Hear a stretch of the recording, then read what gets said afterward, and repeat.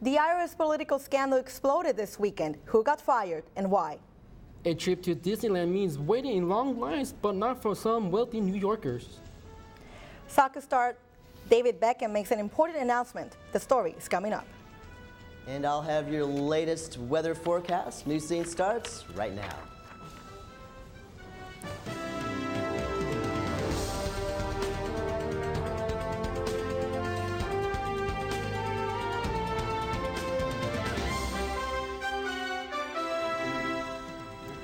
Good evening and welcome to this edition of Newscene. I'm Astrid Mendez Medina. And I'm Omar La Torre, and thank you for joining us. The firestorm continues on Capitol Hill today as the Obama administration deals with the aftermath of the IRS scandal. Giovanni Phil is here with the latest development. Giovanni, welcome to the show. A second official resigned yesterday, right? Absolutely. Thank you, Omar. Thank you, Astrid. Congressional hearings continue today into the IRS scandal with Joseph Grant, commissioner of the agency's tax-exempt division, resigning. Yesterday, President Obama appointed Danny Werfel as the temporary head of the IRS. This follows the discovery of misconduct by the previous IRS commissioner, Stephen Miller. The IRS is accused of stonewalling requests from conservative groups looking for tax-exempt status. The misconduct that it uncovered is inexcusable. It's inexcusable, and Americans are right to be angry about it, and I am angry about it.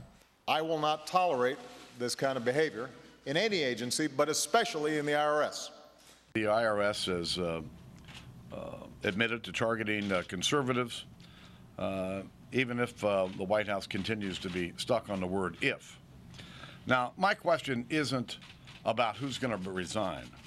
My question is, who's going to jail over this scandal? The president vows to work hand in hand with the Congress to get the situation fixed. Now, heads continue to roll, and as the scandal is far from over, IRS officials insist these mistakes were not intentional, but critics are not buying it. Well, you know, Omar and Astrid, definitely heads are rolling, and there's going to be more of a development in this story as the hours tick on. Thank you, Giovanni. And like he said, we'll definitely bring you the updates soon. Thank you, Giovanni. Thank you. Attorney General Eric Holder has been called before Congress to explain why the Department of Justice seized phone records from the Associated Press.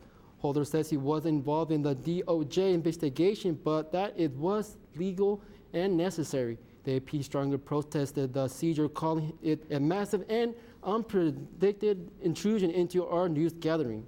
The AP believes federal agents were trying to find out who leaked classified information to the press about a terrorist plot that was foiled.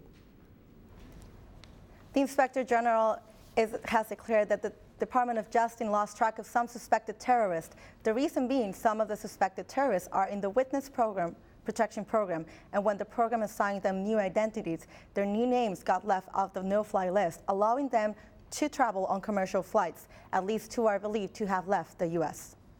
6 Americans have been killed by a suicide car bomb in the heart of Kabul. 2 of the dead were U.S. soldiers, and 4 contractors were also killed in this attack. 6 Afghans, including at least 2 children, lost their lives as well. An insurgent group led by former Prime Minister of Afghanistan took credit for the bombing. Also in breaking news, bombings in Iraq near Sunni mosques leave 70 dead.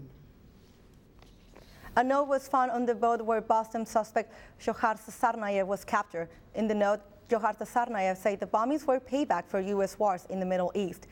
He also said that he will not miss his older brother Tamerlan Tsarnaev because he will be soon joining him.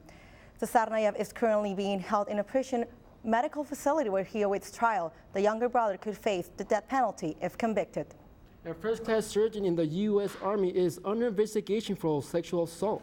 Special agents from the U.S. Army Criminal Investigation initiated allegations involving one officer in Fort Hood, Texas. The soldier, whose name is not being released, had been assigned as a sexual harassment prevention program coordinator within the Army.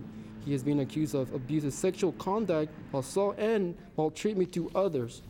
The possibility of prostitution-related activity is also being taken into account with these allegations. No charges have yet been filed, but he has been suspended for all of his duties. Troop reductions levels in Iraq and Afghanistan means Uncle Sam may not want you. The military is enlisting only their highest quality recruits since 1973, when the draft ended. The Pentagon estimated that only 1 in 4 young adults are qualified and fit for military service. All recruits must have high school diplomas and no criminal record. In today's economy, many are asking to serve due to the benefits the military offers. Currently, there are more than 2 applicants for each job opening that the military is enlisting to fill. An article in the New York Post ruffled some feathers this week. According to the Post, wealthy Manhattan elites are hiring underground disabled tour guides when visiting Disney World. The guides pose as a military member. Disney World allows handicapped patrons and their families to skip the long lines and sometimes use special entrances. The guides earn about $130 an hour. That's over $1,000 for an 8-hour shift. This is still less expensive than the above-board Disney Fast Pass. Disney World has caught mind of the scene and is investigating to rough practice. Many people may not realize how important a job is to adults with intellectual disabilities, even if they are paid less than minimum wage. The salaries can range from $1.50 to $2 an hour. Travis Field has the story. In California, this number is about 270,000. About 75% of these adults are unemployed. On top of these challenges, there's a continuing debate about how much to pay adults who work at a slower pace. Employers would have to decide, would they pay somebody who's functioning at about 10% productivity, 100% wage? I don't think so. There are some organizations that are trying to help adults who earn less than minimum wage. Partnerships with Industry, or PWI, provides job training for adults with autism, Down syndrome, cerebral palsy, and other disabilities. People with disabilities want the same things everybody else does. They want a job, they want respect, they want to have a paycheck at the end of the week, they want to be out in the community like everyone else. Without programs like Partnerships with Industry, these workers would not have jobs, which means they would also lose their freedom and independence. The respect that people get when they work is remarkable. Not only is it a paycheck, but it's that intangible, that sense of I belong somewhere. It also means paying taxes and making a contribution to the community. Travis Fields reporting for Newscene. Anyone interested in learning more should contact Partnerships with Industry through their website at pwiworks.org. Hundreds of people took to the streets this week in protest of an unemployment authorization form that is forcing them out of work. ICE says the screening forms are necessary to ensure people are not using fake credentials to work. But as James Smith tells us, the workers say it's a hefty price to pay. Yo tengo la fe, la esperanza de que el ICE se toque el corazón y diga. Yesterday was the final day of work for over 500 janitorial workers. All were terminated because of I-9 audits. This audit happened actually in November of 2011. They just received the list of the people affected 3 weeks ago. We thought they were going to be let go May of the 31st, and the union was doing everything possible to save their jobs. But now they just received a letter Friday saying they only got into Thursday.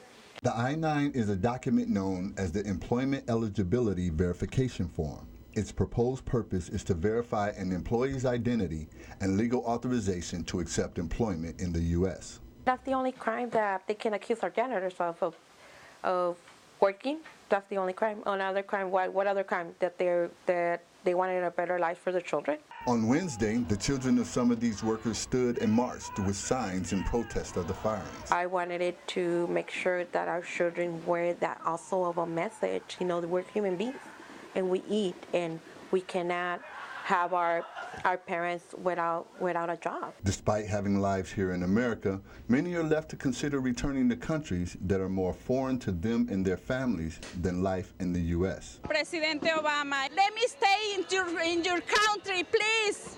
This is James Smith reporting for Newscene. March from the Civic Center downtown to the federal building, trumping a call for early immigration reform so that those who will qualify can continue to support their families. Stay tuned for more news when we come back after this break.